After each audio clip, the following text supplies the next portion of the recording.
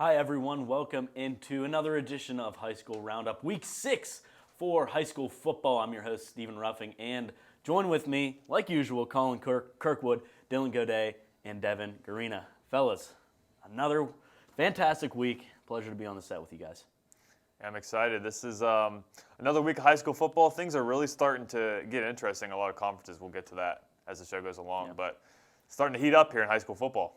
Yeah, it is, and more specifically, LH football. Colin, they're back, and I have the highlights for you guys. It was a huge win over Ringgold, who seemed to be in kind of a rebuilding stage. Yeah, really kind of struggling under their first-year coach here, just kind of getting adjusted to the way things are going to roll here. But LH, back? Back, maybe. You be the judge. Let's take a look at those highlights. Laurel Highlands, and more specifically, Connor Basinger, have been on fire. But Ringgold, they got things started with a Tyler Bazalka 36-yard run right up that right side, up the sideline, into the end zone. Like I said, Connor Basinger, he's been hot. The first LH touchdown came by the feet of him. Look at that, powering through. He was a boss on the field with that 34-yard run. And Check Dosu, a 90-yard run. Look at him. This is a name that I haven't called. He just flies past those defenders. He didn't score, but that did end up leading to an LH touchdown a few plays later. Now, Jacob Duncan, a 17-yard pass into the end zone to Michael Vasquez. LH back on the board. That fake quarterback keep by Basinger tricks everybody. Had everyone mistaken on that one. A 44-yard run for him. Two-point conversion was good to make it 20-13. And now, Robbie Slater, a name you've heard a few times. Jukes past a couple guys, 27-yard touchdown for him. Basinger back on the board. Almost an identical play of that 44-yard run. This was a 45-yard touchdown run for Mr. Laurel Highlands. And now just a simple 8-yard touchdown run for Laurel Highlands. And then Basinger goes through the air, something we don't usually see to Ryan Fike. He's been his guy when he goes through the air. And now, Slater again, a pitch out to the left side, makes a few guys miss. Again, he wouldn't score on this one, but it did lead to another Laurel Highlands touchdown. And the final score was 52-13, a demanding lead, Devin, for Laurel Highlands. Their next game is against Thomas Jefferson, and all you got to do is hold your breath, cross your fingers, and hope for the best against that Thomas Jefferson team. Yeah, because that TJ team is something serious, but Laurel Highlands does look to be back on the running side, the passing side. We don't really see that a lot. But no, Ringgold team starting off very, very slow this year. Really in a rebuilding stage, as you were saying earlier, and it's just hard to see from Ringgold. Yeah, you're talking, is Laurel Highlands back? I think Thomas Jefferson's going to have the answer to that one this week. But Ringgold, I was looking at the roster.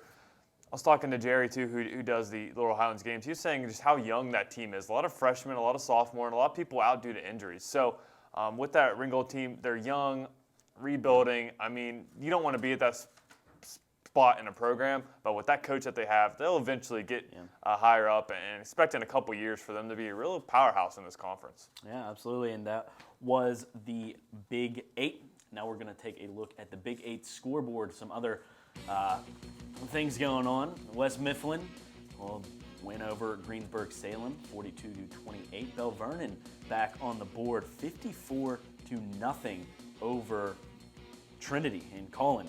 West Mifflin, big win over Greensburg-Salem. Yeah, Parker Parrish rushed for 203 yards on 33 carries and scored for the Titans. Got them to 4-3, and they continue to remain unbeaten in the Big East Conference. Yeah, and the Big 8, but they are dominant. They are absolutely dominant. We'll take a look on what else is going on in the Big 8. Thomas Jefferson, a non-conference game for them against Central Valley, 45-6. McKeesport over Indiana, 51-7. Dylan, Thomas Jefferson, a fantastic team and a demanding non-conference league. Yeah, that's really a surprising game there. Central Valley, a non-conference team that's been quite a powerhouse of their own in recent years. And for Thomas Jefferson to just blanket them 45-6. That just shows just what kind of powerhouse team they are. And Bell Vernon dominating these teams, but then you had Thomas Jefferson dominate them. That just shows the strength of TJ this year. Yeah, they are, and we'll take a look of how that affects the Big 8 standings. Thomas Jefferson, of course, still stands up there.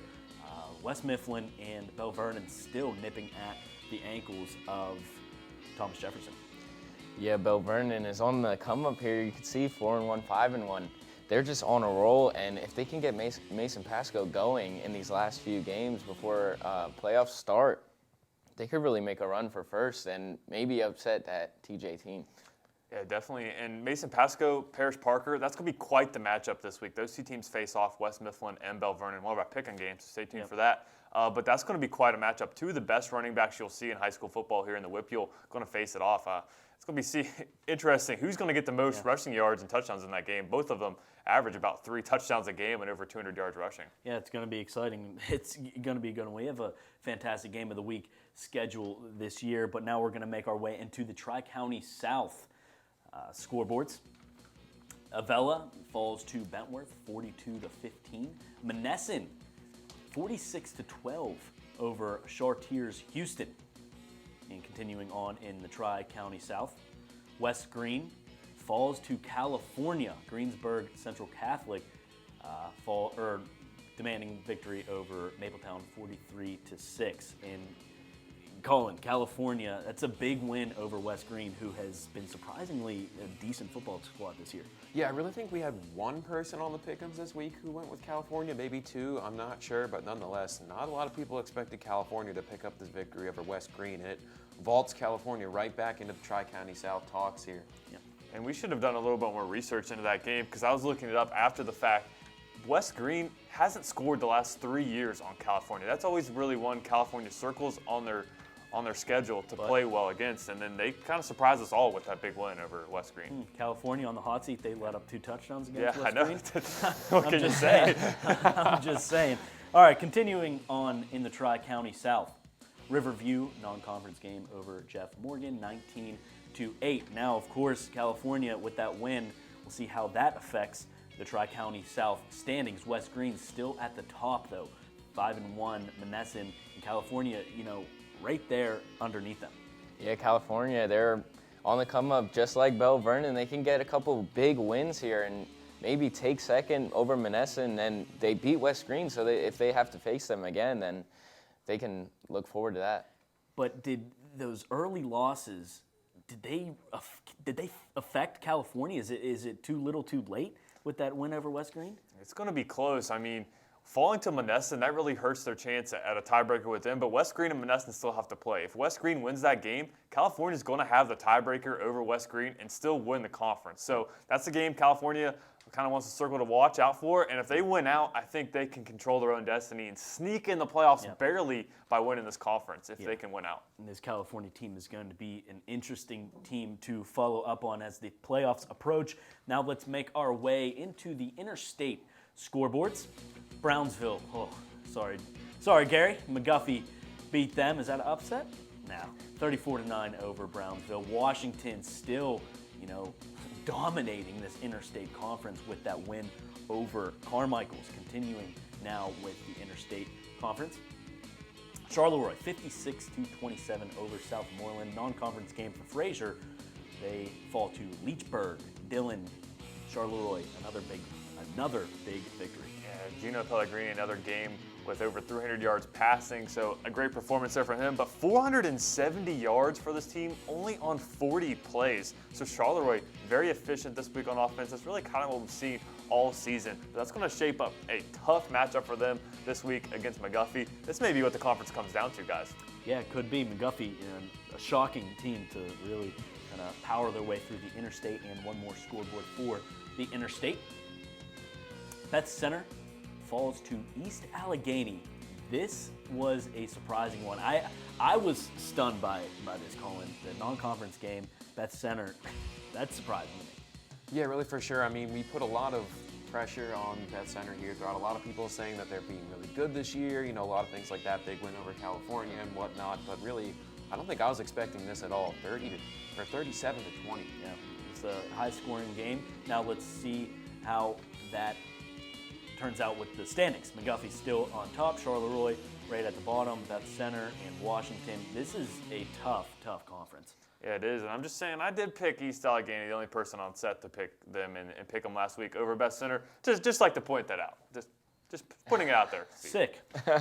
All right, so we're going to take a quick break while Dylan kind of makes his head grow a little bit more. But after the break, we're going to take a quick break. After the break, we have Big East 3A Game of the Week highlights, 5A scores and standings, and of course, our hometown standings. Do not change the channel. We'll be right back here on High School Roundup on CUTV.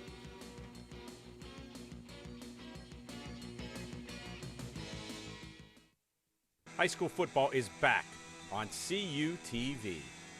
Brownsville versus Bentworth. Upper Dauphin versus Millersburg. Charleroi versus Fraser. California versus Washington. Bell Vernon versus Greensburg-Salem. Elizabeth Ford versus North Catholic. Carmichaels versus Union. Ringgold versus West Mifflin. Beth Center versus Fraser.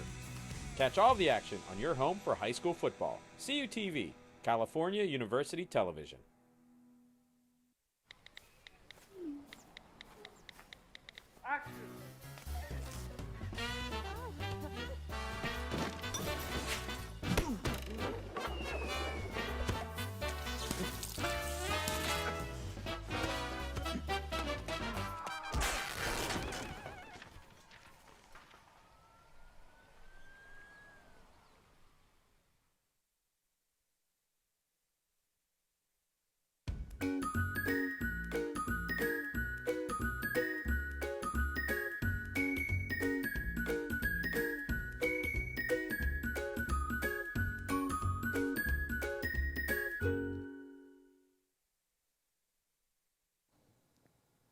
And welcome back to the best high school football show on CUTV. Like I said, I'm your host, Stephen Ruffing, and three very fine gentlemen alongside of me, Colin Kirkwood, Dylan Goday, and Devin Garina.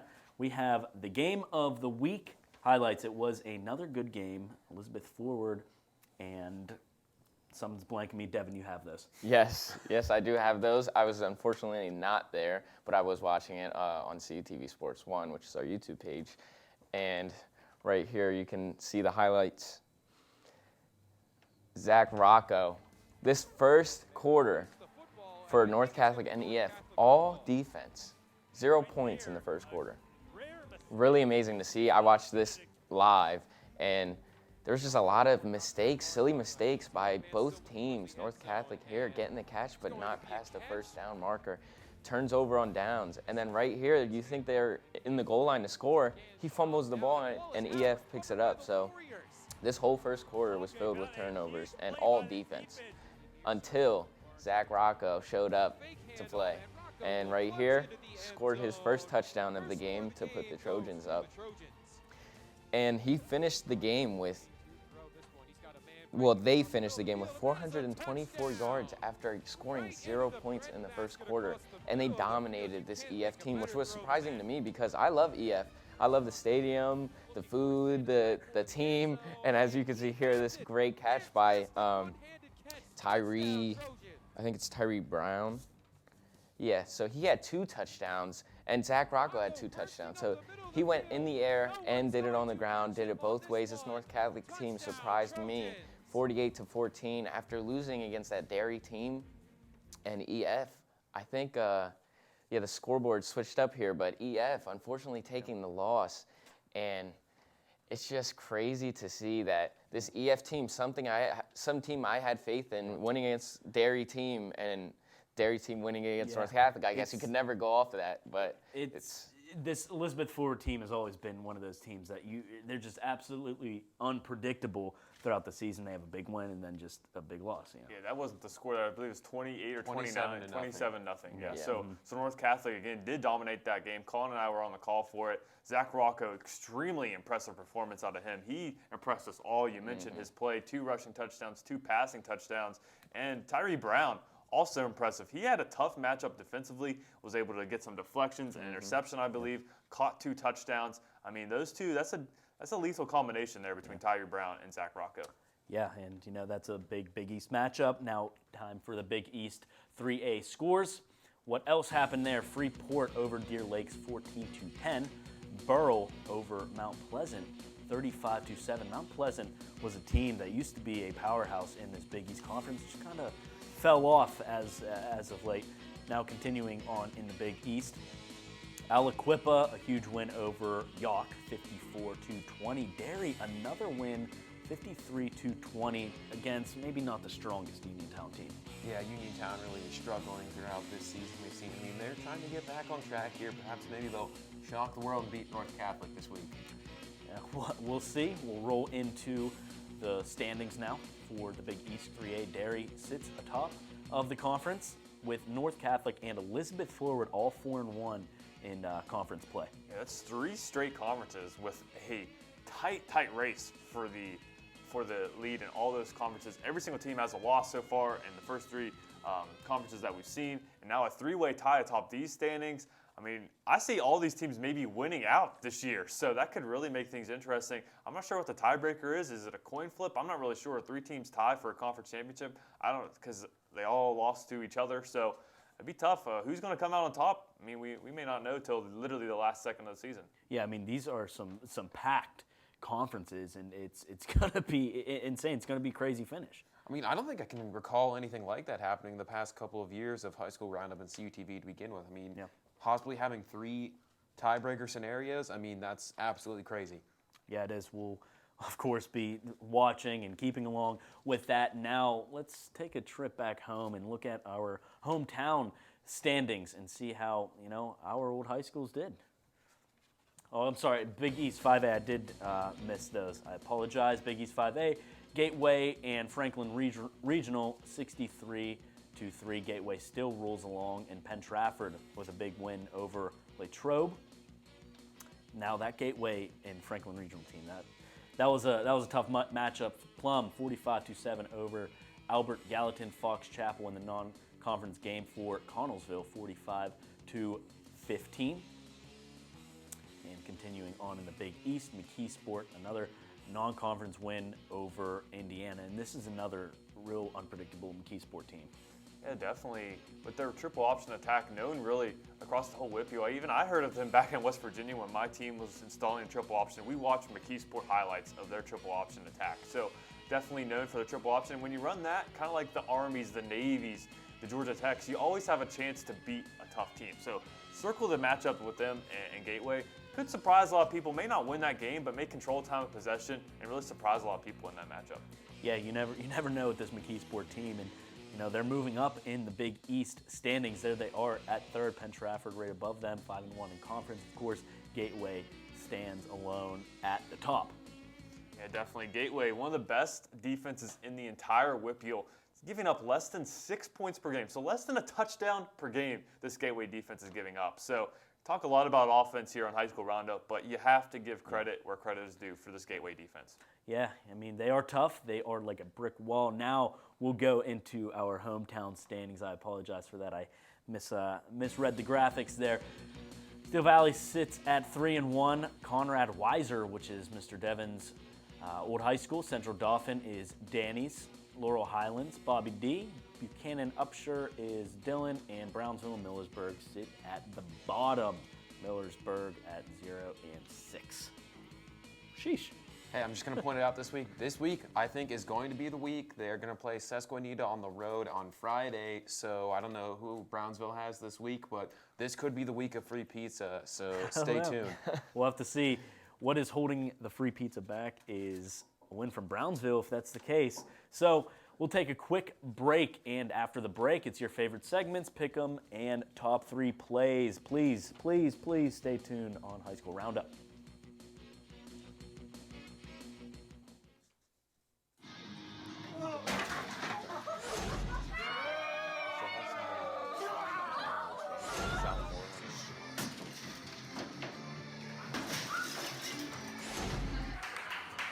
Who does Brownsville have this week? Most party fouls are pretty dumb. But if you decide to drink and drive underage, you could lose your license and your freedom. Underage drinking and driving. The ultimate party foul. Are you a visual storyteller?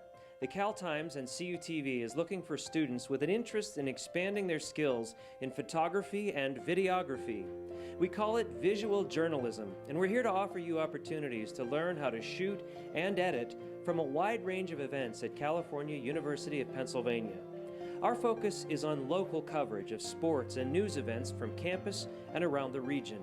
We provide on-site training as we help you develop your skills as a visual multimedia storyteller for the Cal Times newspaper and CUTV News Center.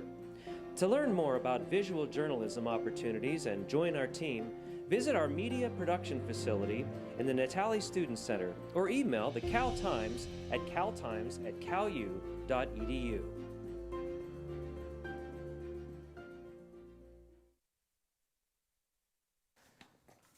And welcome back to High School Roundups. We're getting right into the pick'em standings. Of course, Dylan said he was at the top, but I mean, he's tied with a social media platform. I'm just saying that there's a lot of people that pick those Twitter questions. So, that's pretty impressive, though. It's like Twitter could be the expert. I was talking to Pam beforehand.